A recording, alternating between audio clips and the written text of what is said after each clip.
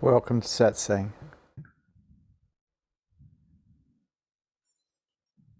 Hello, Vishrant. Can you please talk about what to look for in a spiritual teacher?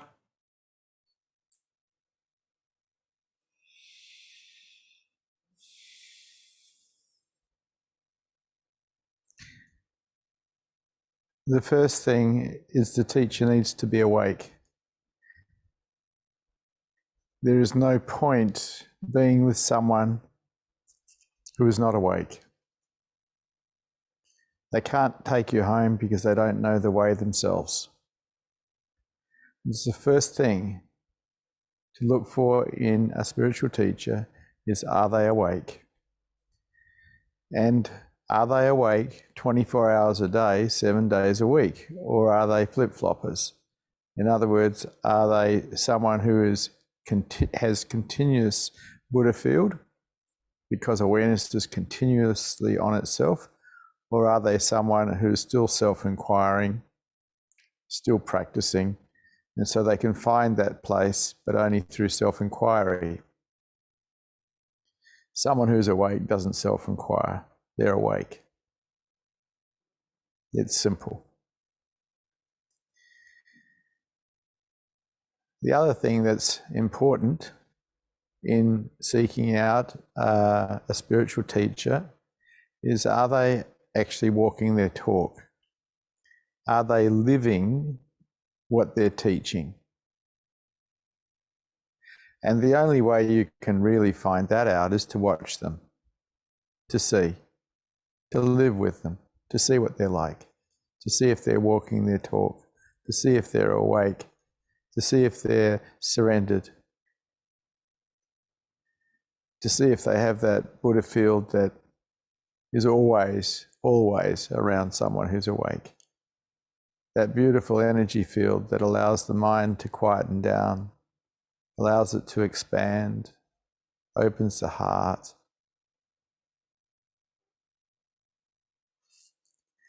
And so in looking for a spiritual teacher, I was fortunate enough to find Osho Rajneesh.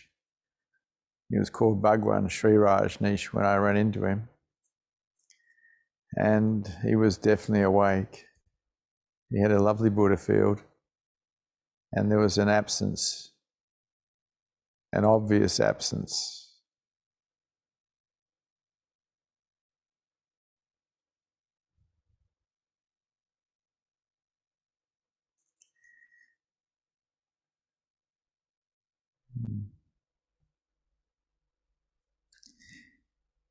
Fortunately, today, we have technology that allows us to be in touch with awake people all over the world.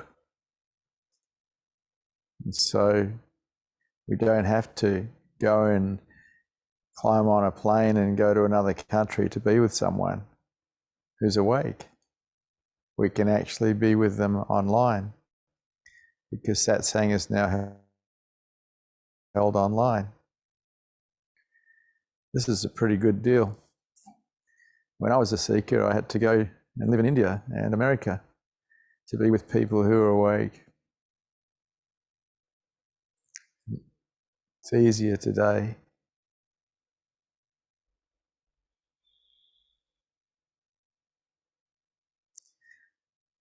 Are there any questions? Any statements? Any challenges to this teaching today?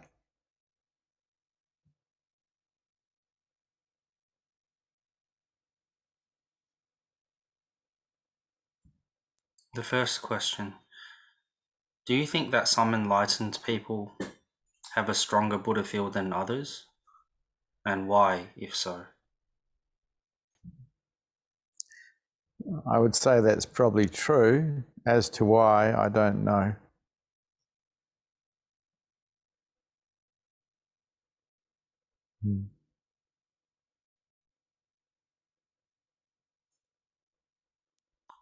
The next question is, should we look at a teacher's personality when choosing a spiritual teacher?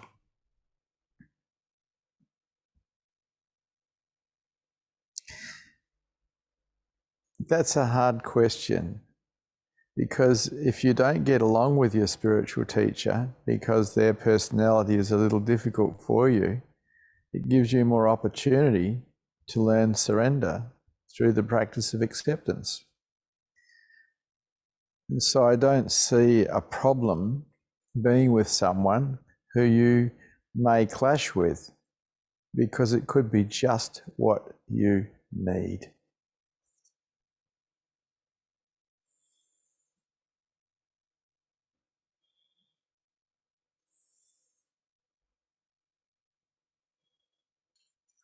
Does a spiritual teacher have to be loving and caring?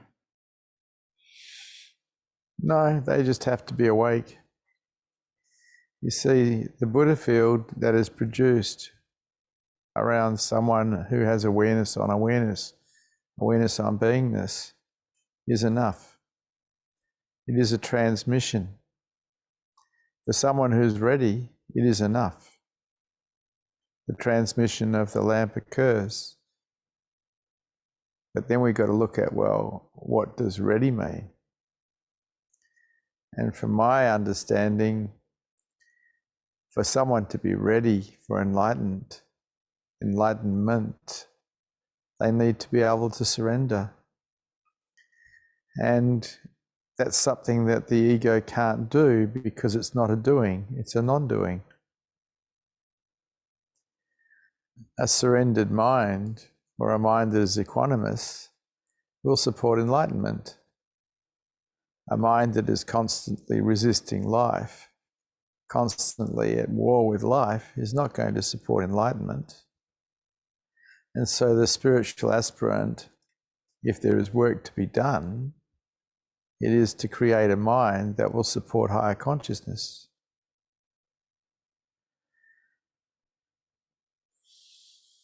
That does take a fair bit of effort, because none of us were programmed for higher consciousness. We're all programmed for lower consciousness.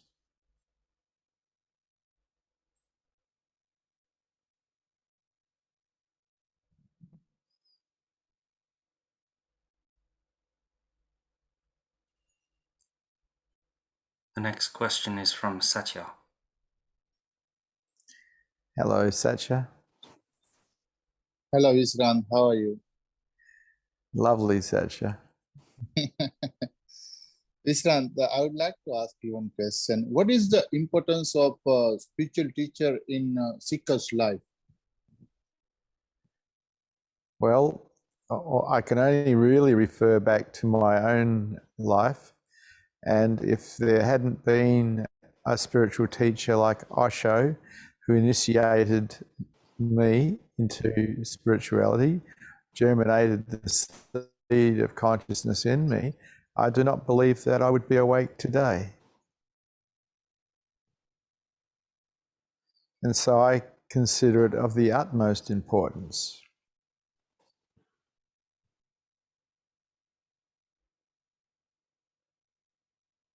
Thank you, Vishrant. Thank you, Satya.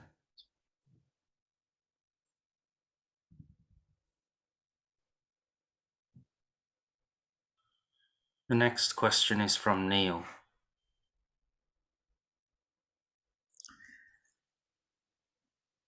Hello. Hello, Vishrant.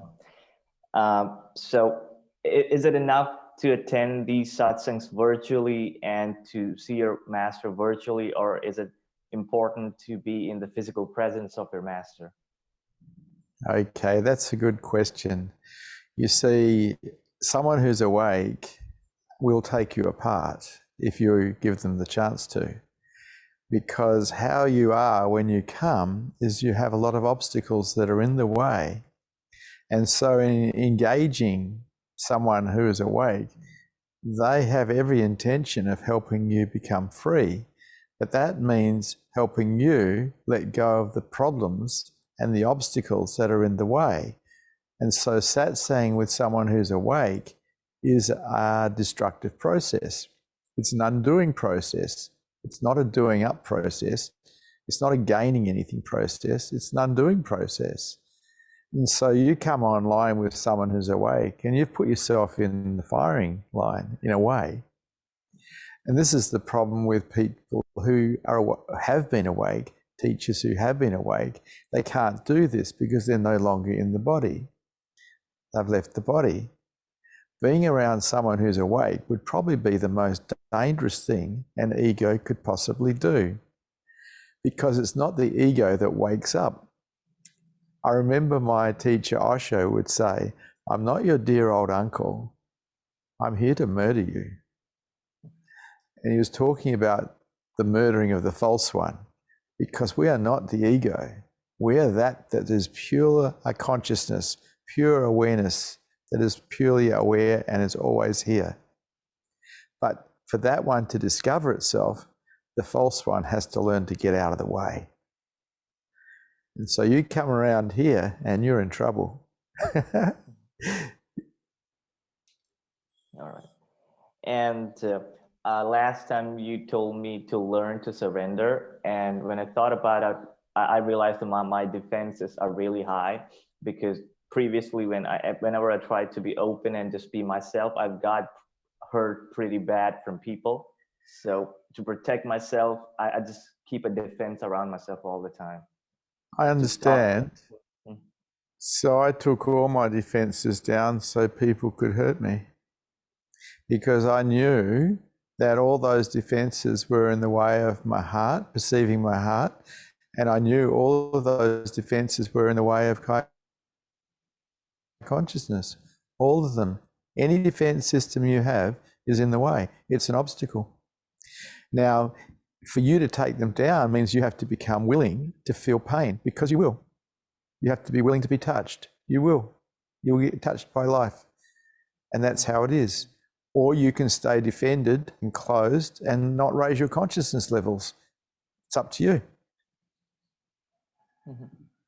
But that pain, sometimes it lasted for a very long time, and it affected my work and life. So that's why it scares me. Yeah, but the deal's really simple. If you don't allow yourself to feel what's there, first of all, you can't heal the wounding, what's there. And secondly, you're too closed to probably perceive love. You see, any defense system we have is in the way of our perception of love. It's also in the way of enlightenment. You can't wake up while you're closed. That doesn't happen. If you've had any experience with awake teachers, one thing they all have in common is they're wide open. All of them. They're wide open. There's a reason for that. They were wide open before awakening, otherwise they wouldn't have woken up. Right. And I've got one more question. There are times when I feel when everything feels kind of meaningless, my work, and even the things that I do for entertainment, watching movies or listening, everything seems meaningless. So I experience this sometimes. So is it normal to experience this kind of, have this kind of feeling? Well, you're experiencing a certain level of reality, because we think there's meaning, but what meaning, really? What is the meaning of life, really? What is the purpose of life, really? I mean, it's just a survival number. We get born, we suffer a lot, and then we die. This is the human being. And we live in hope that somehow it'll be better later, which is a dream. The human condition is, in a lot of ways, an uncomfortable condition, because we're constantly wanting things to be different than how they are, and we get attached to what we have and get fearful of losing it. And so the way out of this is higher consciousness and then enlightenment. That's the only way out of this prison. There is no other way. And so you've been invited here to talk because you're interested in freedom. And I'm interested in helping you find freedom by pointing the way. I can't make you free. If I could, I would, but I can point the way. If you tune in, your mind will start expanding. You'll start feeling some peace. But really, what's aware of your mind? What's aware of the peace? Who are you really? This is the question. Right. And next time when I get this sense of emptiness, is there something that I could do instantly to snap out of it? Well, you're wanting to get out of what is real. What you're experiencing is a level of reality. There is no purpose in life that I've found. I've been looking since I was a kid. I can't find a purpose in life, just life itself, maybe. But as an ego, we want to have purpose. We want to have meaning, but that's an ego trip. It's not a reality. Right. And so I think that all seekers at some point feel that lack of purpose, that lack of meaning, because they're coming across reality. Right. We've been programmed to believe that we have purpose. We've been programmed to believe we're going to get somewhere, but it's not true. Have a look. What is the real purpose of life? What is the real meaning of life? I haven't been able to discover it yet. Life is just life. And sometimes this feeling scares me because right now I'm in my 20s and I should be ambitious and aiming for great things, but I feel meaninglessness in 20s. So what I did is I looked at my life and I thought, well, life is pretty meaningless. It's pretty pointless. I can't kill myself because that's karmically really bad. What can I do to have a lovely life? And so I chose the way of the heart, which is a way of service to, in my case, to others, the human beings. But the way of the heart is a very beautiful way to live. There may be no purpose to life, but there is a beautiful way to live life. And that's up to you. You're the one that's going to create your reality with the way you think and with the way you act in the world. And so I actively chose to live the way of the heart. And it made me feel good. All right. All right. So that's it. Thank you so much, Vishrant.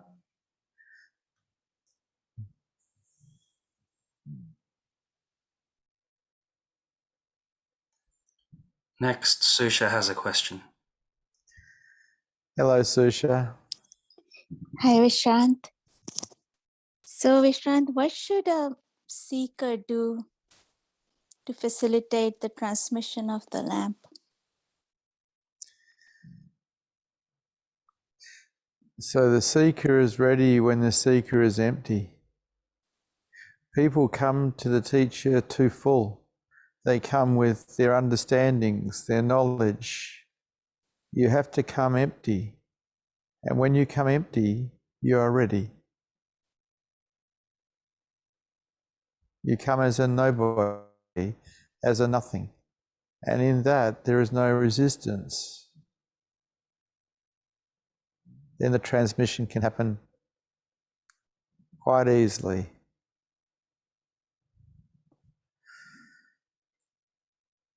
No wanting, nothing, nothing, nothing. So, the expansion we feel sitting in your Buddha field and find beingness, is that the transmission of the lamp? Yes, it is. That is the transmission of the lamp. The best analogy that I can come up with that makes it sound reasonable is you've decided to go up in a hot air balloon which has a flame under a big balloon, and you're in the basket, but the balloon isn't going up, and so you start throwing things out of the balloon to take the weight out of the balloon. And as you throw things up, the balloon starts going up. And you recognize that it's slowing down again, it's stopping. So you take your clothes off and you throw them off. You take everything that's inside the balloon basket, you throw it out. And then you realize that there's still too much weight in the balloon. So you throw out all your ideas, all your belief systems. and you find there's still too much weight, the balloon is not going high. So then you throw yourself out.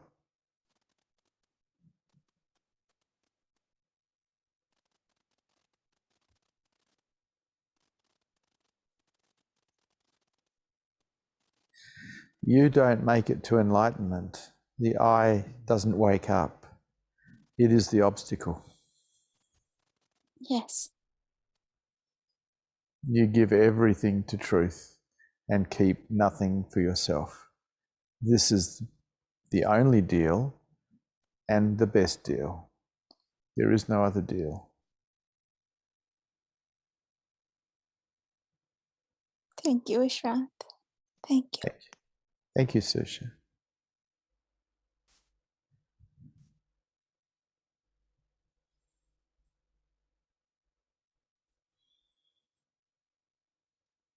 The following question has been written by Sarah. If pain or emotion arises as a result of thought, should I sit and feel it or let it go?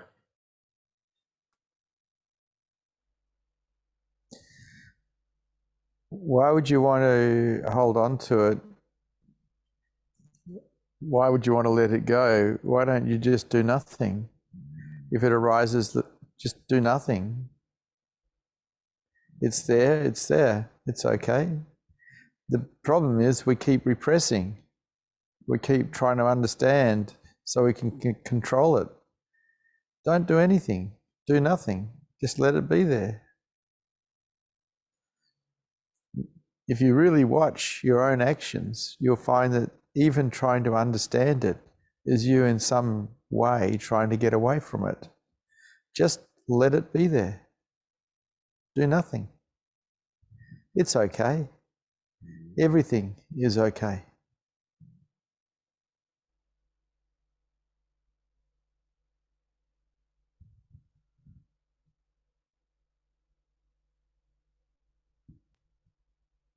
The next question has been written by Beck.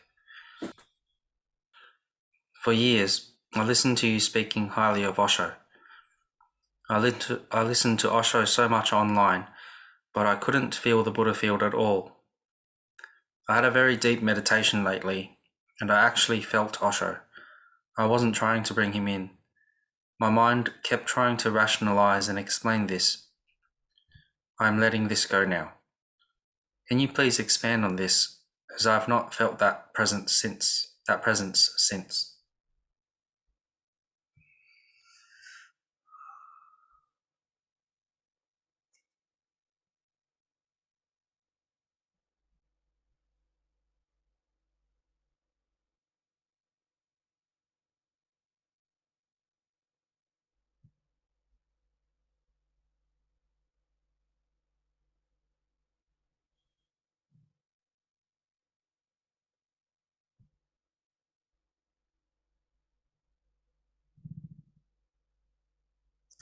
The presence is always here.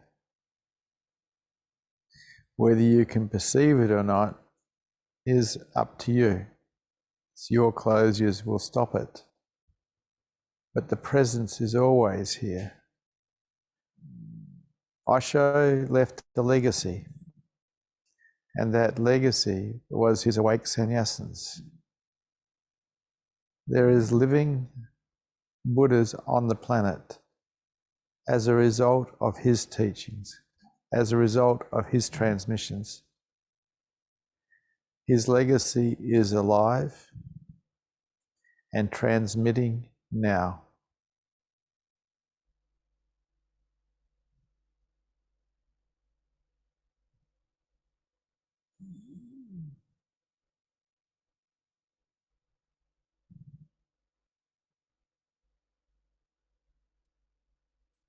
The next question has been written by Jennifer. I once had a teacher. Over time, I was put off because of the high cost of programs, Sangha politics, and a deep sense this isn't it. I miss the guidance, but can't change the strong repelled feeling. Do you have any thoughts? I had the same feelings when I was around spiritual groups. Yeah, unfortunately, you get into the holier than thou crowd and it can be quite expensive to play the game. It's best to find yourself someone who's local if you can, someone who's awake, someone who you can visit and say hello to, someone who will talk to you. Unfortunately, a lot of the well-known awake teachers, you can't go anywhere near them, and they're traveling constantly, so it would cost you a fortune to keep up with them.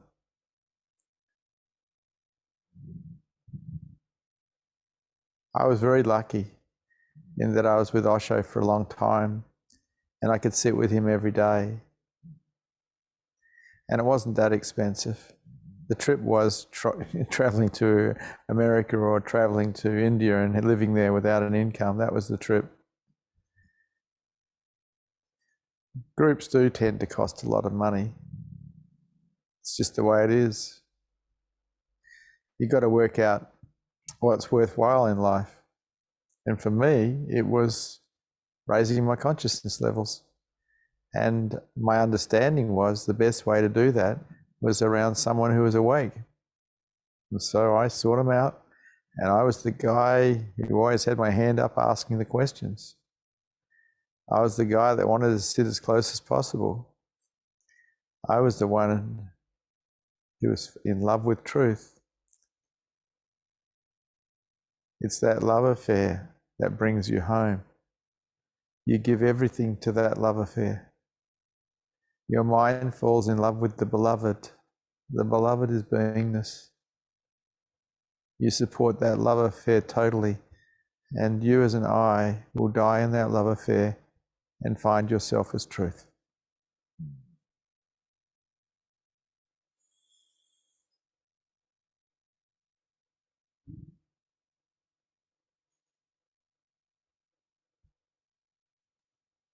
The next question has been written by Ritu. How does one empty themselves and remain empty? Yeah, you'll be surprised how full you are, Ritu. I played a game called the Game of Openness. Sometimes I called it the Game of Zero. And that was that when I was really, really relaxed, when my mind was really, really at ease, not contracted, not resisting,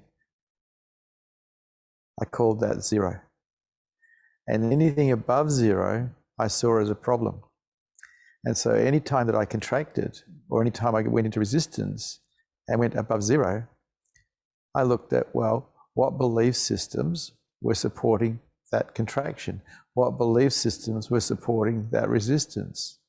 And I would undo those belief systems until there was nothing left. And so I was emptying out all of the things that created obstacles in my life to love and to higher consciousness. I was undoing all the belief systems. And this is the way. Undo everything until there's nothing left, until you're empty. If you're still full of stuff, you're still full of belief systems that you haven't undone yet. And only you can undo them. Nobody can do it for you.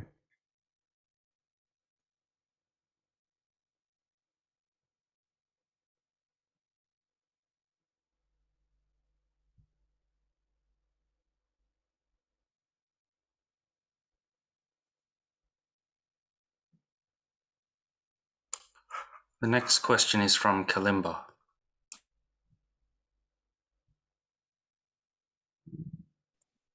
Hi, Vishrant. Hello, Kalimba. I find that when I'm in Satsang with you, I just get into this really lovely space where I'm open, I'm aware, I'm in the moment. And yet, sadly, within about half an hour when I'm out in the car, out in the world doing my thing, I start picking myself up on going back into unconscious stuff. And it's like I'll notice it and I can drop it for a minute or two, but then I'm back. What I'm looking for is a kind of spiritual bark collar. So when you go unconscious, you get an electric shock that brings you back into the moment. I mean, that's just a silly statement, but can you give us any pointers on how to get back into the present moment in the real world without beating myself up? So you've got to look at what's important to you. Really, it's like what was important to me wasn't winning the argument, it was being open. If I could stay in the argument with life and stay open, that was okay. But if I closed in any way, shape or form while in that argument, then there was a problem. Then I wanted to have a look and see what was going on. And so I made openness really important because I felt that openness was the way to higher consciousness. And it actually is. But we keep closing and we keep supporting that closure. You have a look at what you support. Are you supporting openness or are you supporting closure? From my perspective, openness counts for everything. In the beginning, in the practice of openness, I had a fair bit of trouble confronting the world because I found that when I confronted the world, I used to close. But after a while, after practice, I managed to stay open while confronting the world. But that was because of practice. It wasn't because of anything else. There was no quick fix. It's, you want to learn how to play tennis, you've got to practice tennis. You can't just watch a game on telly and think that you got it. And so I practiced openness and I practiced it every opportunity I could. And because I was involved with people I didn't necessarily get along with, I had a lot of practice. I'm sure you're involved with lots of people you don't get along with. What a golden opportunity to practice, Kalimba. When you say that, that totally resonates with me, and I'm picking up on that a lot in the life when I'm sort of not in satsang. But the problem I'm having is not so much dealing with people in the outside world. It's when I go back into the zombie state, like I'll be driving from A to B and it's like, oh, look, I won't go down that street because the traffic light's there and I could wait. And so I just, and the mind says, just do it. And the other mind, no, but I won't. And it's like this chatterbox that goes on in the mind. And I allow it to really frustrate me because I know there is a better way to be. And yet something inside me still tries to control the patterns. And I allow it to frustrate me and make me really sad sometimes. Yeah, but you're not in acceptance that that's how your mind is. True. You're fighting your mind still rather than accepting this is how it is. If we totally accept anything, it's pretty much over. But if we're not in acceptance, if we're in resistance, well, there's the problem.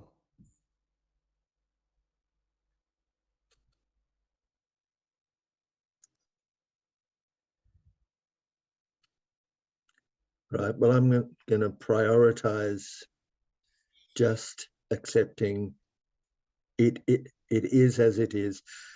I mean, I write little things down occasionally to remind me, and I think I mentioned before, a couple of weeks ago, I brought in a new, not mantra exactly, but a catchphrase, which was, it just is. But I keep coming back to a phrase that resonates with me. There's a world of difference between knowing the path and walking the path. And I, like you, was with Osho for years. I've been around other awakened teachers. I've been with you a lot. When I'm around you, it's like no problems. Satsang finishes, I go out into the world, and it's like I'm back as this zombie. And yeah, so I guess the first thing I've got to do is accept that. Well, that's the first thing, yeah. And then play a different game. Play the game of undoing the mind. I called it the game of zero. It was just a game to me that I played. And it took me to higher consciousness. But see, most people play the game of wanting to be right. But that game doesn't take you to higher consciousness. It actually takes you into lower consciousness.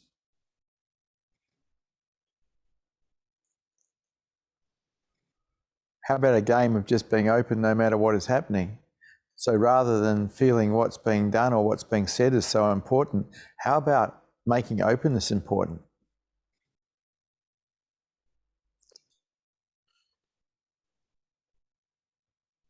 Yeah. I mean, there are parts in my life where I'm really happy with the way I am. It's like, as you are, I'll walk down a path going for a walk, and somebody will walk the other way, either by themselves or with a dog or with a friend. And there's just something in me, and it's not a conscious effort. I rarely can go past a person without saying, "Hi, lovely day," or just giving them a smile. And it's so lovely when somebody coming towards you is looking a bit miserable and you say hello, and they look up and they smile. So things like that are natural to me, but it's the other unconscious thing. Like, as I get older, obviously my skin's getting a bit worse, and I pick at it constantly. Now my mind knows that's a stupid thing to do, it's counterproductive, and yet there'll be times when I'm picking at something and I'm saying, the conscious mind says, that's not really the right thing to do, let it go. And the hand just keeps on. And again, as I said, I really allow it to frustrate me. So as you're saying, I need to accept that first. Yeah, accept it. Just watch it and accept it. And watch it like you're watching someone else's hand. And accept it.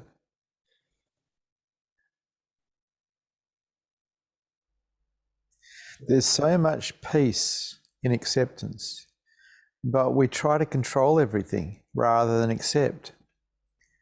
If your hand is scratching or picking, let it, just watch it, just accept it. Watch it and accept it. Like you're watching someone else's hand. And you'll feel the peace straight away. As soon as you move to acceptance, you'll feel the peace straight away.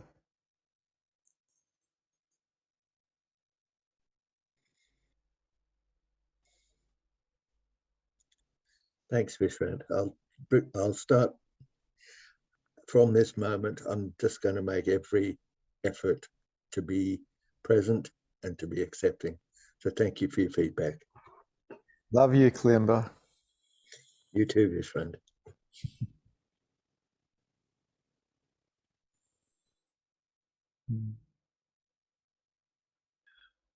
The next question.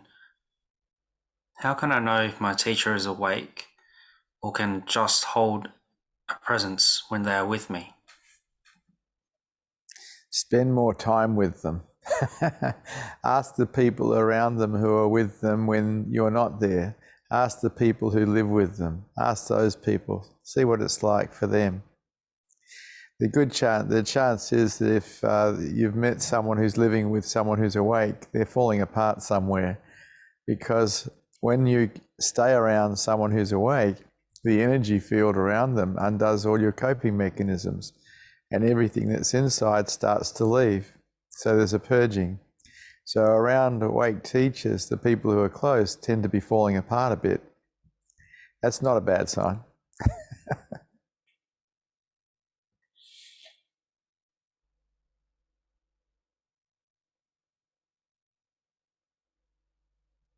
The next question has been written by Beck. It feels like I am sensing a deeper understanding of generational pain for different types of people, like the Aboriginal people, and the pain through eras of torment that haven't been healed. It's not a thought, it's a sense. Can you please shed light on this? I come back to this statement before about acceptance. Accept everything as it is, whatever it is, whether it's generational pain or anything else. Our curiosity might take us into investigation, but the investigation doesn't set us free. What sets us free is acceptance of what is. You really want freedom, accept. If you just want to collect knowledge, well, collect knowledge, but it won't get you anywhere. No amount of knowledge ever awakened anyone. No amount of knowledge ever healed a wound of the heart, for that matter. On the other hand, acceptance allows us to heal the wounds of our heart, allows us to raise our consciousness levels, and allows us to wake up.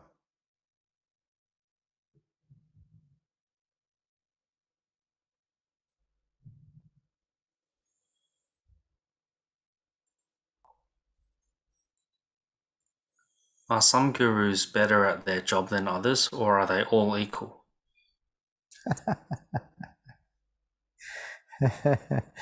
Okay.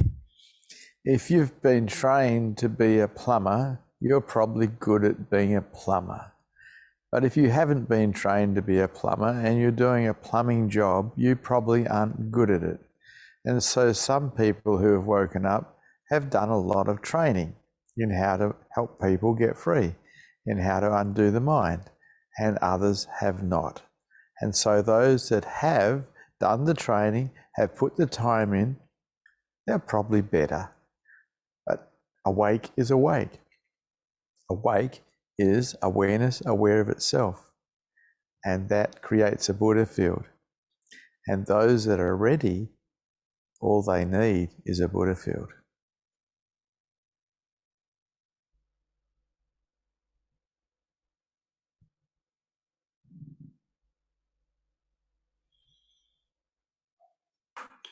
Next, we have a question from Abai. Hello, Abai. Hi, Vishrant. Vishrant, to know if a person is awake, we have to be open. Only then we can perceive, you're saying. So it's the same thing to perceive love also in this world. Some people are open enough to perceive straight away. Some people lose their minds immediately in the presence of someone who's awake, and other people it takes a while because the mind is very strong and quite closed. Love is perceived in openness. And so when we're undefended, we perceive love. And love is everywhere. Love is always here. It's not somewhere else. If you're open, if you're vulnerable, you'll feel love. You'll perceive love. That's a better way of putting it. It's up to you. How open are you? A constant talkative mind is a closed mind. Can we say that? No, it's just a mind that constantly talks. Doesn't have to be closed. It can just be a mind that rattles on to itself. Closure is different. It's a form of resistance. And it's a defense system. We developed these defense systems when we were very young, when we were probably babies. So we could deal with the pain of the world we lived in. But now, as adults, if we're interested in higher consciousness, if we're interested in love, we need to find a way to take those defense systems down. And so we can be open, so we can perceive love. This is the way. Openness counts for everything.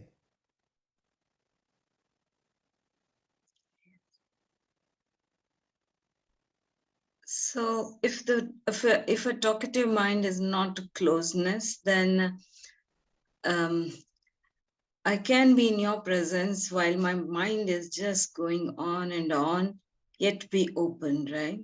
Sometimes because I get feeling like that. Maybe I'm being closed if I'm continuously thinking something.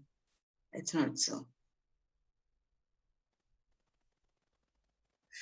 Depends what effort you put into the thinking. It can be very, very casual. It can be very laid back, or it can be intense. There can be a lot of pressure inside. It's best to be relaxed. That's best. To be restful inside yourself. How cool can you be?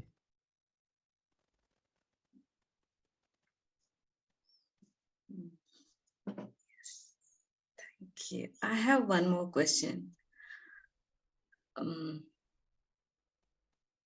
So when one has Satori, they for that period of time, do they come to know like they are everything? They are you. Like if I get a Satori, I am you, I am Vishrant, I am Osho. It's all all that feeling comes in? There's different types of satori and there's different levels of satori. And so you may just find the silence and stillness as self. You just might find a certain level of emptiness as self. You might find yourself as the universe. You may find yourself as the universe and everything is love. There's lots of different types of satori, but just finding the emptiness, that's enough. Just finding the silence and stillness, which are symptoms of what we truly are, is enough. People are looking for this wham bam, thank you ma'am type of experience of satori, and they're missing what's probably here already. Yeah, right. Yes. Thank you, Vishrant. Thank you, Abhay.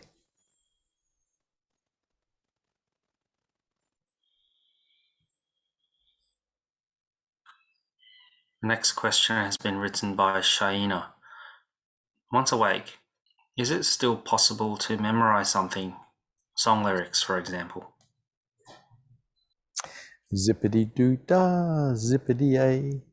My, oh my, what a wonderful day. I think so.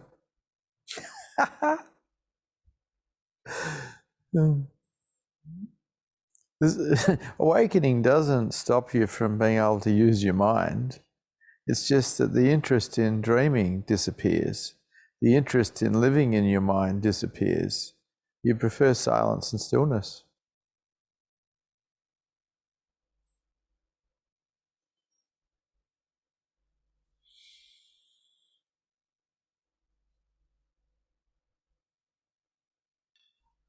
The next question has been written by Chuck.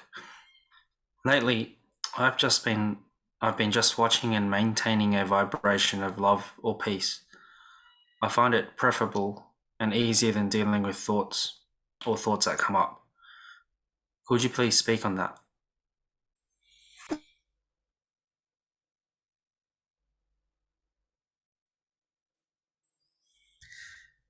Every endeavour should be made to discover who you are, and that would involve asking the question, what's aware of the silence and peace?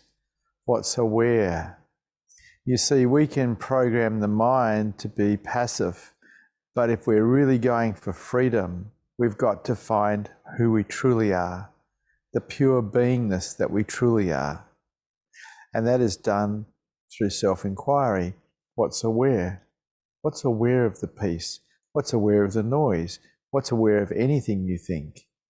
What's this that's aware? Keep turning awareness back to itself until awareness locks onto itself. The mind can find peace in all sorts of different techniques, but really, peace is our nature. Find beingness as self, and there is nothing but peace.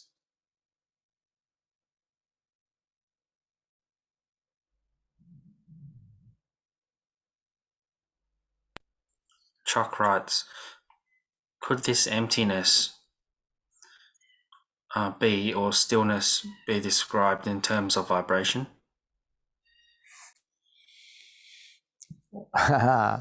What does the vibration appear in? What is the background? What is the sky that this cloud appears in? You're still looking at an experience. What does the experience appear in? What is aware of it? What is the background? This is a bit of a trap, actually, getting caught in looking at experience rather than what it appears in. What's aware?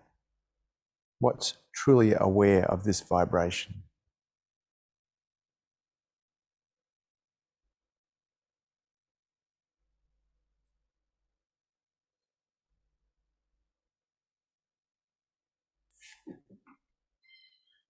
The next question. I've heard that spiritual teachers set up devices. What does this mean?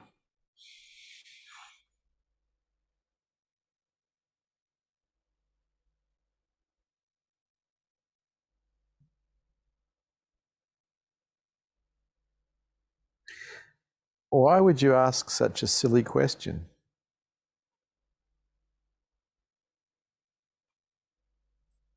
Is that a device? Yes, it is. Did you contract when I asked you the question?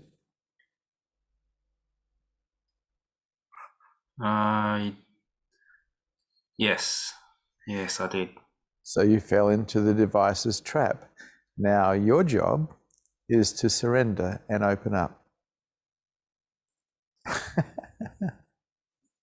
That's wonderful.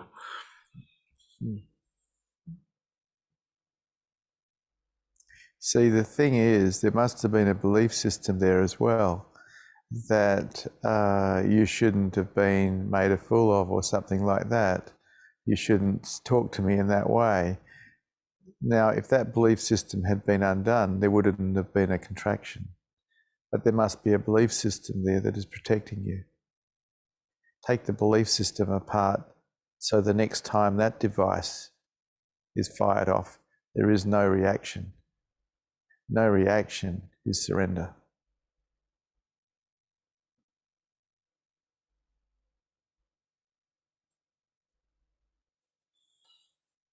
So the embarrassment that I felt, is that a result of the belief system, like a reaction to the belief?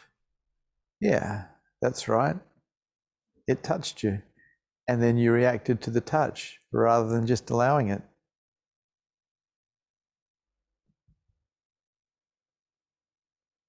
Undo yourself. Undo it all.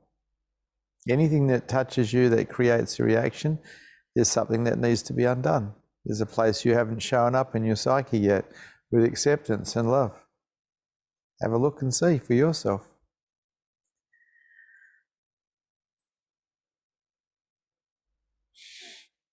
That's good. Thank you. The next question is from Utsa. Hello, Itza.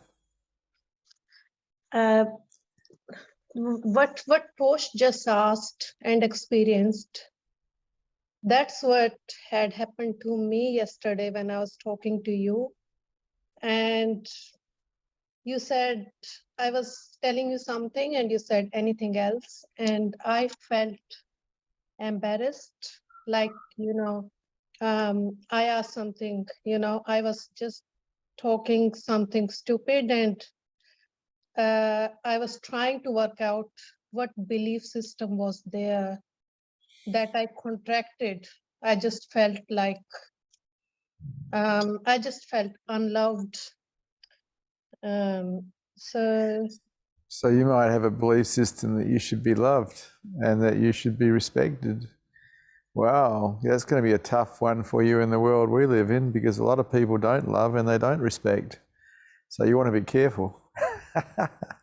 I do not have a belief system that I should be loved or that I should be respected. People do what they want to do. Yeah. I'm okay with it all. I know. And these days, like, embarrassment and this type of feeling is coming a lot. I feel a lot of peace when I'm doing meditation, but suddenly something happens, and it only happens in satsangs. I think that is good, and I think I need to accept this, and because that is inside me, this feeling of embarrassment. Yeah. So probably, as you are saying, I'm expecting love. It may be my low self-worth. Could be. Yeah. You have to have a look for yourself and see. Yeah, But especially, sorry, I was just saying, especially from, like, I'm okay now these days if someone else doesn't love me, or it's okay, but because, I love you a lot, and I feel like I did something stupid, and that's why in presence of you, I feel, oh, I shouldn't have done that. How stupid. no, that's not the way to go, really. It's more like it's all okay. whatever is okay. Because the devices that are set in satsang are designed to have you go into your stuff so you can let go and find acceptance of what is. Yeah, Go ahead. later I realized, an awakened person, whatever is going to do, it can never be, a mistake. If it has happened, it was for me, and I did something, I shouldn't have contracted at that time. You're my student. My job is to help you learn surrender and acceptance so you can be prepared for enlightenment. And so I'm going to do that. And sometimes I set little traps for people so they can actually practice acceptance and surrender. Yes. These devices have been used for 20,000, 10,000, 20,000 years in India by the gurus. It's a methodology that helps students find where they're still caught so they can free themselves up in that area. It's really wonderful, Vishrant. Thank you. Thanks. It's a gift, my dear. It's a gift. Yeah, it is. Anything from you, from awakened person, is a gift. Probably at that time, because I am under the influence, like mind just reacts. But yeah, but probably more and more in your presence, it will open up. And you are correct in assuming that it was done deliberately. Thank you. Thanks, Vish. Thanks. Thank you for satsang. Good to see you brave hearts here today.